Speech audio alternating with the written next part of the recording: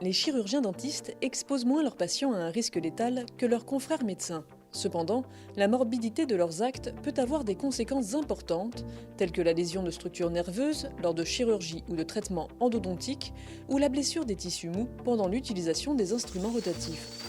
Il est également possible que les patients ingèrent ou inhalent des instruments. De plus en plus de patients sont polymédiqués et les erreurs médicamenteuses sont possibles. L'erreur de côté, ou de dents à traiter ou à extraire, fait aussi partie des événements indésirables qui peuvent arriver aux chirurgiens dentistes. Des rendez-vous non confirmés, des prothèses non livrées, du matériel non commandé n'ont pas forcément de conséquences médicales directes, mais peuvent pénaliser le bon fonctionnement du cabinet.